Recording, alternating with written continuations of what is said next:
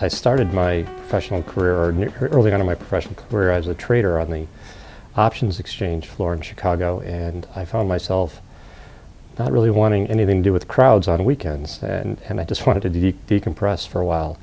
So I started doing a search for somewhere where I could find some open space, and I ended up buying a little place in the town of Milton, Wisconsin on a lake. And then a couple years later, I was able to buy a 50-acre parcel that was an old farm, but it shouldn't have been farmed. It was degraded farmland on an erodible area.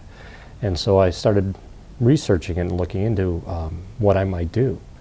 And some of the local experts started volunteering, as well as the Wisconsin DNR, telling me about restoration, and that this wasn't a good piece of farmland, that was a beautiful piece of land, and what should I do?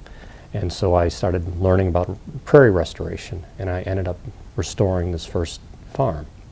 And it's beautiful, and I just love to go up there with my dog and on weekends and decompress, and I started meeting a lot of people in the community of restoration. And this community is more extensive. There's a lot of land owners that view their job as a steward of the land they own, whether they got it from their parents or they bought it from themselves. And so in that particular area of the country, there is a lot of restoration work going on by private owners, and a lot of environmental easements being put on land. And so I've had the good fortune of being introduced to a couple other farms since then, which I've purchased and also have done restoration.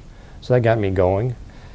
In the process of doing that, I was introduced to a couple small restoration firms, and I thought to myself, maybe we should put these together, because I see a trend going on here.